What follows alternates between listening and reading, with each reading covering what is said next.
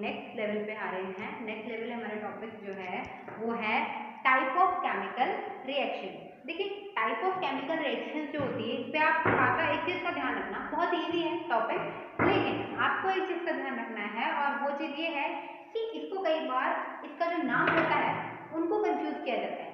आपको तो पता है कि ये क्या है ये क्या है, लेकिन नाम आपको दो दो दिन से ध्यान रखने पड़ेंगे ताकि कि आप एग्जाम में एग्जामिनर जो आपको बनाता है ना उल्लू, वो आप ना बने और आप अपनी स्मार्टनेस से एग्जाम में पेपर कर लें, कि पेपर इजी होता है, बस वो नाम ट्विस्ट कर देता है। ठीक है, तो टाइप ऑफ केमिकल इक्वेशंस जो होती हैं उसमें पहला टाइप होता है एडिशन रिएक्शन।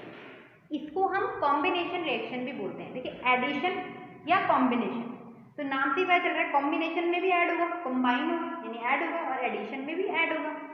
एडिशन या combination reaction is the first type. Second type होता है सब्ट्रैक्शन, डीकम्पोजिशन या डिसोसिएशन। इसके आपको तीन नाम याद रखने पड़ेंगे, सब्ट्रैक्शन रिएक्शन, डीकम्पोजिशन रिएक्शन या डिसोसिएशन रिएक्शन। ठीक है, उसके बाद फोर्थ है डिस्प्लेसमेंट और फिफ्थ है आपका डबल डिस्प्लेसमेंट रिएक्शन। इनके बारे में हम एक एक करके पढ़ेंगे, आप लोगों को बिल्कुल समझ में आएगा। बस अपनी कॉपी और पेन निकाल के नोट्स बनाना स्टार्ट करते हैं।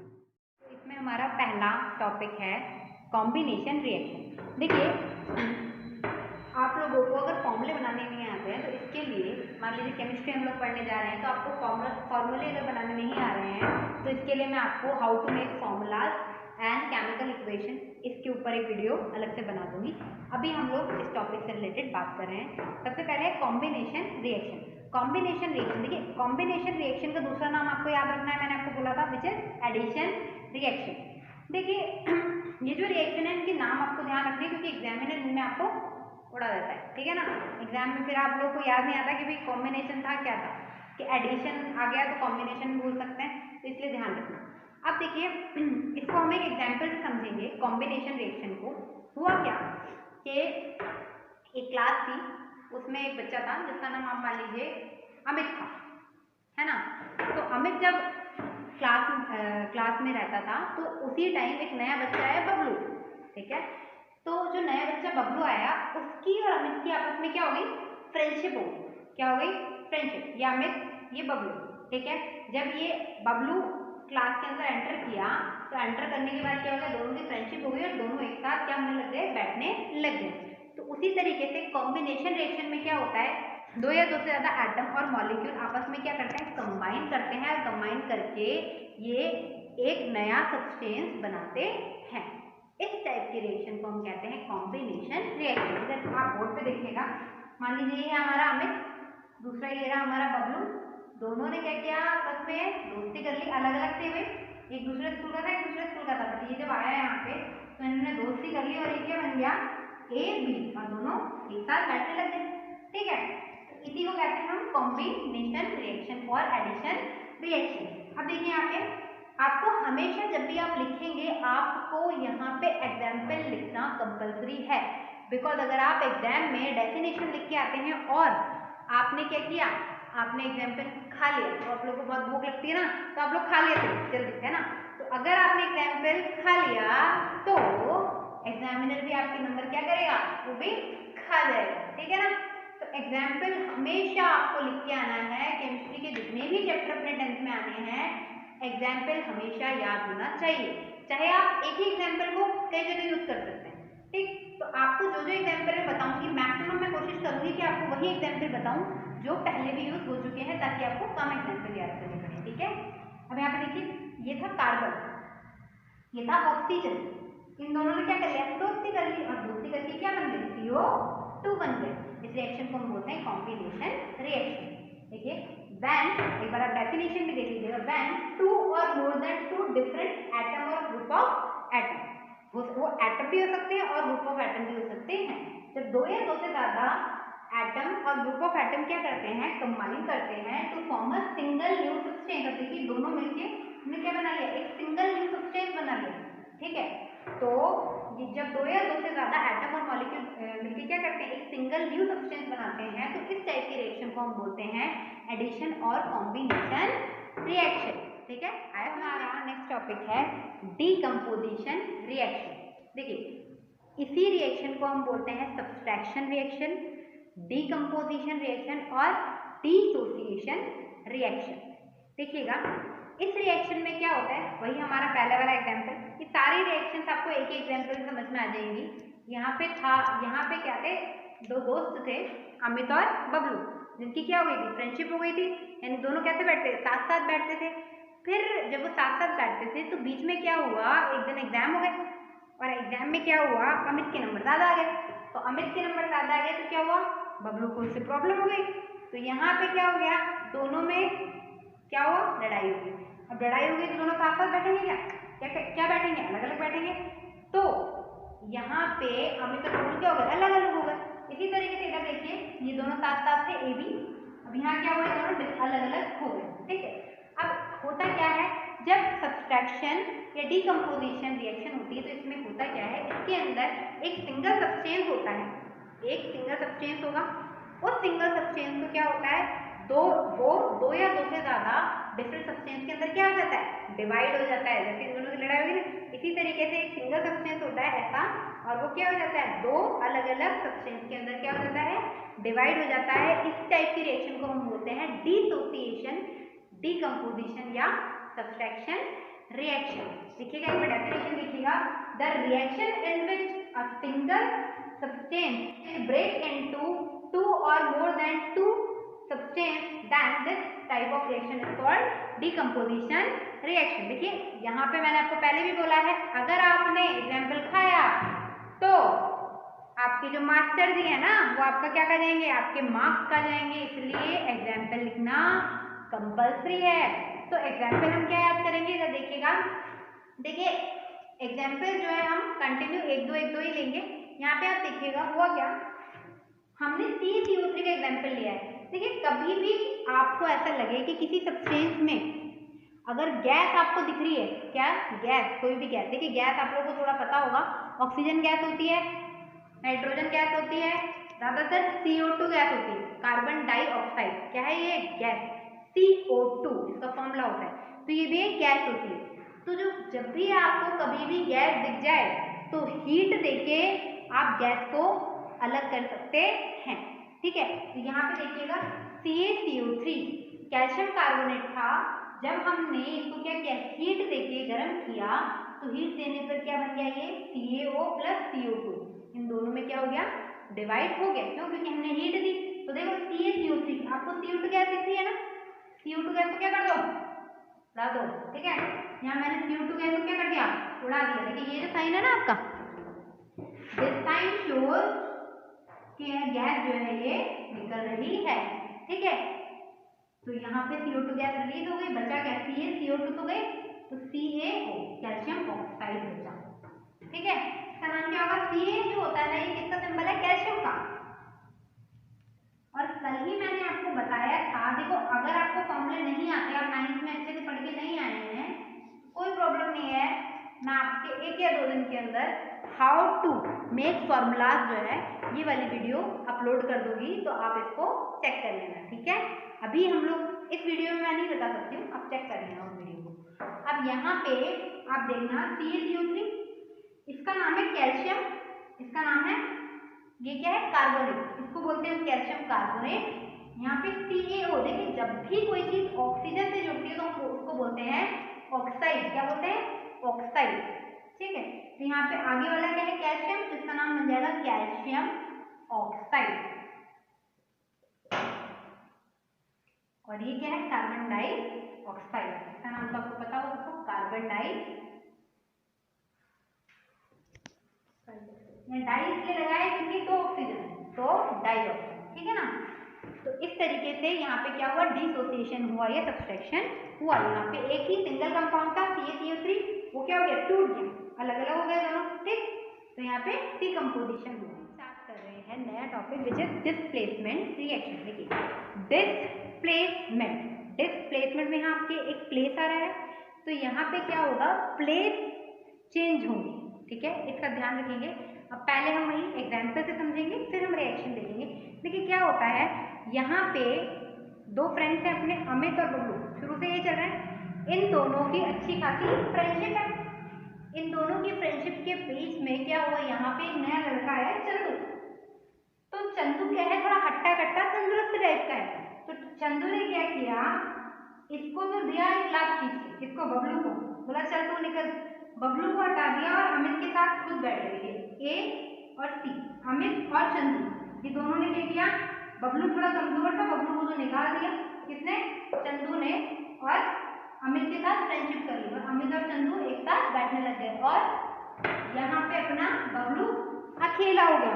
तो देखिए यहाँ पे नाम से पता चल रहा है डिस्प्लेसमेंट, डिस्प्लेस, यहाँ पे प्लेस चेंज हुआ है। हाँ, किसका प्लेस चेंज हुआ है भाई, यहाँ पे बबलू बैठता था अमित के साथ, लेकिन चंदू के स्ट्रॉन्ग होने के कारण चंदू ने बबलू का प्लेस क्या कर दिया, रिप्लेस कर दिया और खुद आ गया बबलू के प्लेस पर। ठीक है, ये दोनों रहे और बबलू क्या हो गया, अकेला हो गया। तो यहाँ पे क्या हुआ, डिस्प्लेस हुआ, इसीलिए इस रिएक्शन को हम बोलते हैं डिस्प्लेसमेंट रिएक्शन।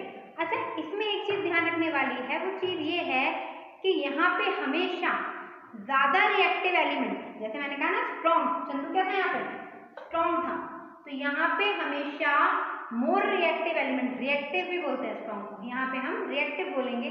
यहाँ पे जो मोर रिएक्टिव एलिमेंट है वो क्या करता है, लेस रिएक्टिव एलिमेंट को निकाल देता है और खुद उसकी जगह ले लेता है। ठीक है, अब यहाँ पे बबलू क्या था, ये बबलू जो था ये लेस रिएक्टिव था और चंदू हाईली रिएक्टिव था। तो चंदू ने बबलू को, क्योंकि कमजोर था बबलू, इसलिए उसके प्लेस को हटा के और खुद चंदू वहां पे आ गया, बबलू को एक साइड में कर दिया। तो it means highly reactive element, याद रखना इस चीज को, highly reactive element displace less reactive element. यहाँ पे आइए एक बार डेफिनेशन देखते हैं हम लोग। The reaction in which a more reactive, देखिए यहाँ पे ध्यान देना, यहाँ पे इंडिकेट किया है इस चीज को, मोर रिएक्टिव एटम और group of atom displace a less reactive atom और ग्रुप ऑफ एटम। ठीक है, this type of reaction is known as displacement reaction. Okay, यहाँ पे आप एग्जाम्पल ले सकते हैं, CuSO4 प्लस Zn का। देखिए रिएक्शन बनाना मैं आपको एक अलग वीडियो में सिखाऊंगी, अभी आप बस देखते जाना। देखिए एक तो है यहाँ पे Cu और एक है यहाँ पे SO4 और एक है अपना Zn, ये तीन हो गए एलिमेंट्स। तो यहाँ पे क्या हुआ, Zn जो है मोर रिएक्टिव था किसके कंपेयर में, Cu के कंपेयर में। ठीक है, तो इसने क्या किया, Cu को हटा दिया, ये बना दिया ZnSO4 प्लस C। Zn ने Cu को तो क्या कर दिया, डिस्प्लेस कर दिया और Cu की जगह ले ली और इससे रिएक्ट करके ZnSO4 बनाया और Cu को डिस्प्लेस कर दिया है। ठीक है, अभी जो हमने डिस्प्लेसमेंट रिएक्शन देखी थी, इसमें मैंने आपको बताया था कि जो हाईली रिएक्टिव एलिमेंट होते हैं वो क्या करते हैं, वो लेस रिएक्टिव एलिमेंट को निकाल देते हैं, उनके प्लेस को डिस्प्लेस कर देते हैं। ठीक है, जैसे मैंने आपको बताया था कि जब मैंने आपको एग्जाम्पल दिया था अमित और बबलू का, तो अमित और बबलू फ्रेंड्स थे, लेकिन बबलू थोड़ा क्या था, वीक था, और जब उनकी क्लास में चमन आया, बड़ा इंटेलिजेंट था और बड़ा हट्टा कट्टा था, तो चमन क्या था, हाईली उनसे ज्यादा स्मार्ट था, हाईली स्मार्ट मान लीजिए आप, बहुत ज्यादा स्मार्ट था। तो उसने क्या किया, बबलू तो थोड़ा ऐसे ही था लल्लू सा, ठीक है, तो उसने क्या किया, बबलू को फटाफट से आके हटा दिया। तो उसी तरीके से जब चमन ने बबलू को कैसे हटाया, क्यों हटाया, क्योंकि बबलू कैसा था, बबलू तो बड़ा वीक था बेटा, स्ट्रॉन्ग नहीं था, बबलू वीक था। इसीलिए भाई एक बात बताओ, जब दो बंदे लड़ेंगे उसमें से जो स्ट्रॉन्ग वाला होगा वही तो जीतता है। तो उसने बबलू को बोला उड़ जा रहे बबलू, तो बबलू क्या किया, मैं उड़ जाता हूँ, नहीं तो 2-4 थप्पड़ लगा देगा ये, है ना। तो उसी तरीके से एलिमेंट्स में भी क्या होता है, एलिमेंट्स में होती है रिएक्टिविटी सीरीज। रिएक्टिविटी सीरीज क्या होती है, जो एलिमेंट जितना ज्यादा एक्टिव होगा वो एलिमेंट उतना ही जल्दी क्या करेगा, दूसरे एलिमेंट को क्या कर देगा, डिस्प्लेस कर देगा या दूसरे एलिमेंट को हटा देगा। तो देखिए हाईली जो हमारी रिएक्टिविटी सीरीज होती है ये हमें बताती है कि भाई कौन सा एलिमेंट ज्यादा रिएक्टिव है। अच्छा, एक चीज और ध्यान रखना कि जो डिस्प्लेसमेंट रिएक्शन होती है आपके लिए बहुत ज्यादा इंपॉर्टेंट रिएक्शन है, स्पेशली सीबीएसई बोर्ड वालों के लिए, क्योंकि आप लोग जो क्वेश्चन बनाते हैं उसमें आपको एक रिएक्शन लिख के देते हैं और पूछते हैं कि ये कौन सी रिएक्शन है और क्या ये रिएक्शन होगी या नहीं होगी। तो देखिए इसको भी आप समझो, अगर अमित और बबलू बैठे हुए हैं साथ में, ठीक है, अमित और जो बबलू बैठे हैं, चमन आया, चमन स्ट्रॉन्ग था तो बबलू को क्या किया, हटा दिया कि चल तू हट, मैं अमित के साथ बैठूंगा। तो ये दोनों अमित और चमन बैठ गए। ठीक है, अब हुआ क्या, वापस से बबलू आया। अगर बबलू आएगा और बोलेगा चमन को कि तू हट जा, तो क्या वो हट जाएगा, क्या हटेगा, क्या वो तो थप्पड़ मार के उसको भगा देगा ना, हटेगा थोड़ी। वो तो भाई स्ट्रॉन्ग लड़का है, वो तो कहेगा चल जाए ऐसे तू निकल। ठीक है, तो ऐसे वाले केस में रिएक्शन पॉसिबल नहीं हो पाती है। मैं इसको आपको एग्जाम्पल से समझाऊंगी, बट उससे पहले मैं आपको बता रही हूँ रिएक्टिविटी सीरीज। ये रिएक्टिविटी सीरीज जो है ये आपको लर्न करनी पड़ेगी। इस रिएक्टिविटी सीरीज में ऊपर से लेके नीचे तक जो भी एलिमेंट दिए हुए हैं, ये रिएक्टिविटी सीरीज के अकॉर्डिंग दिए हुए हैं। जो जितना ऊपर होगा वो उतना ज्यादा रिएक्टिव होगा, जो जितना नीचे होगा वो उतना कम रिएक्टिव होगा। इसका मतलब ये है कि जो ये है क्या है, अपना पोटेशियम है, ये सबसे ज्यादा रिएक्टिव होता है। देखिए, तो जहां पे भी अपन बात करें यहाँ कैल्शियम की, सॉरी पोटेशियम की, तो पोटेशियम यहाँ सबसे ऊपर है। इसका मतलब सबसे ज्यादा स्ट्रॉन्ग कौन है, पोटेशियम है। किसी के साथ भी रिएक्ट करके किसी को भी ये निकाल देगा, डिस्प्लेस कर देगा उसकी जगह से। ठीक है, उसके बाद बेरियम, उसके बाद कैल्शियम, उसके बाद सोडियम। ये आपकी बुक में थोड़ी बड़ी है, बट मैंने इतनी ही आपके लिए सफिशिएंट है। अच्छा, इसमें एक चीज याद रखना, आपको एक क्वेश्चन जरूर बैठेगा, इसीलिए मैं आपको बता रही हूँ। देखिए, आपको एक क्वेश्चन दिया गया है, यहाँ पे ध्यान देना। ZnSO sorry CuSO4 plus Zn, आपको कहा कि बताइए क्या प्रोडक्ट बनेगा। तो आप क्या लिखिए, आपको पता है भाई ये Zn है, ये कॉपर है। हमने क्या किया, सीरीज देखी, सीरीज में यहाँ पे Zn आ रहा है, कौन से नंबर पे, 1 2 3 4 5 6 7, 7 नंबर पे Zn आ रहा है। और कॉपर देखिए कहाँ आ रहा है, 8 9 10 11 12 13 नंबर पे कॉपर आ रहा है। तो आप बताइए कौन ज्यादा स्ट्रॉन्ग है, जिसकी रैंक ज्यादा अच्छी है वो ज्यादा स्ट्रॉन्ग है। Zn की रैंक कौन सी है, 7th है, तो इसकी रैंक ज्यादा है, इसका मतलब ये ज्यादा रिएक्टिव है। तो ये क्या करेगा, कॉपर को अपनी प्लेस से डिस्प्लेस करेगा कि नहीं करेगा, कर देगा। तो यहाँ पे copper sulphate CuSO4 plus Zn की जब रिएक्शन हुई तो क्या बनेगा, ZnSO4 प्लस Cu, कॉपर बनेगा।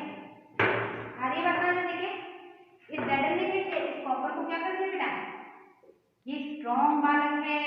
और जो स्ट्रॉन्ग होता है, ये तो दुनिया का नियम है, जो ज्यादा लूडो खेलते हो ना, जो ज्यादा स्ट्रॉन्ग कैंडिडेट होता है दूसरे वाले को हरा देता है ना, उसी तरीके से यहाँ पे भी होगा। ज्यादा स्ट्रॉन्ग है भाई, ये इसको कॉपर को डिस्प्लेस कर देगा। तो कई बार आपको ये क्वेश्चन आ जाता है कि name this type of reaction, यहाँ आपको पूरा लिख के देगा तो आपको कहेगा नेम बताइए।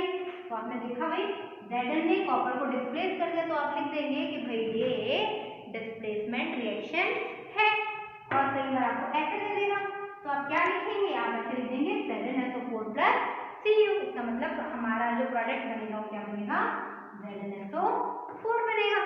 ठीक है, इसके अलावा आपको एक और तरीके से कभी कभी एग्जामिनर घुमा के क्वेश्चन देता है, वो देखिए कैसे देगा, आपको ऐसे लिखिए,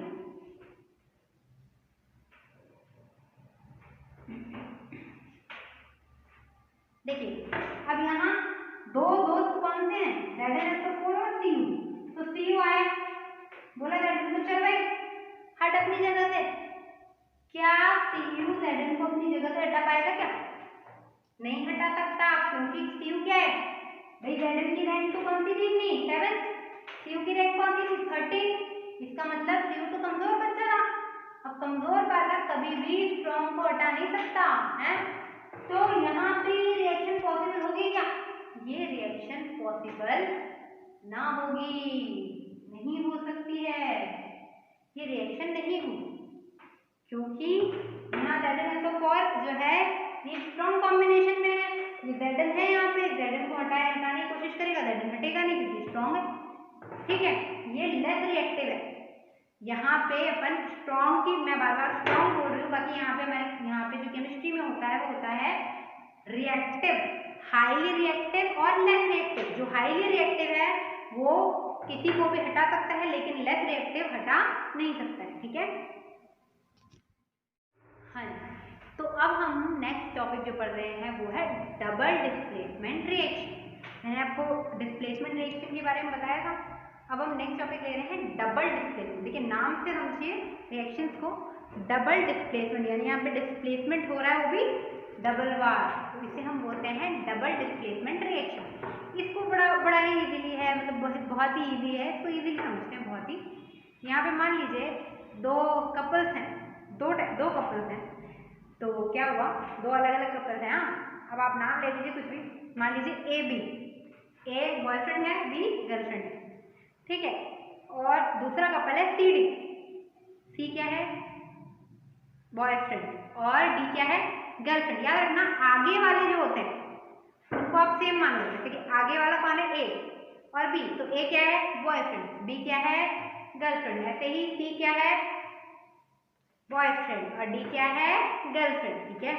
तो हुआ क्या कि ए ने क्या किया, डी को क्या कर लिया, पटा लिया, समझ गए, ए ने डी को पटा लिया और ए ने बी को तो छोड़ के डी के साथ क्या कर ली, सेटिंग कर ली, है ना। तो फिर अब बी अकेली और वहां से कौन अकेला, सी, वो सी अकेला। तो उन दोनों ने कहा भाई इन दोनों ने तो कर ही लिया, तो ऐसा करते हैं हम दोनों भी क्या कर लेते हैं, कर लेते हैं, ठीक है, सेटिंग कर लेते हैं, ठीक। तो यहाँ पे क्या हुआ, उसने वो दूसरे के साथ चली गई, तो उसने कहा हम क्यों अपना टाइम खराब करें भाई, इसके लिए आगे बढ़ो, लाइफ में मूव ऑन करो। तो उन्होंने भी क्या कर लिया, आपस में एक दूसरे के साथ क्या कर लिया, सेटिंग कर ली ना।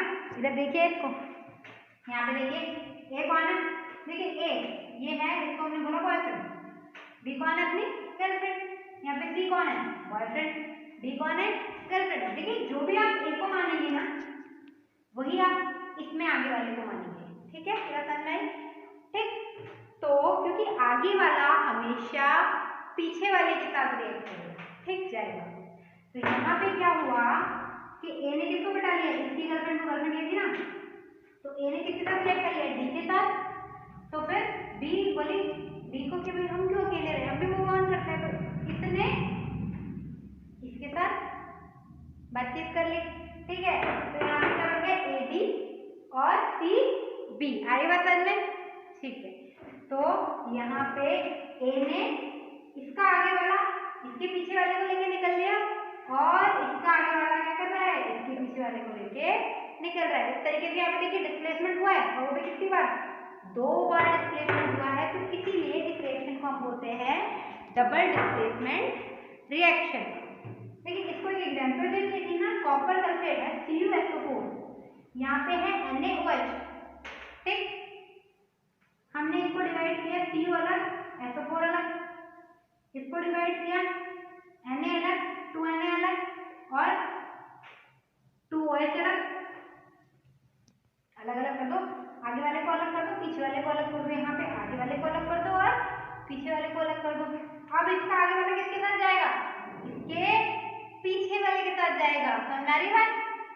तो यहाँ पे क्या बन जाएगा, Cu, देखिए OH कितनी बार है, 2 बार है, तो CuOH का होल टॉइस, और यहाँ पे Na किसके साथ जाएगा, SO4 के साथ, Na कितनी बार है यहाँ पे 2, तो Na कितना 2 बार है, तो Na2SO4 बनाएगा ये, ठीक है।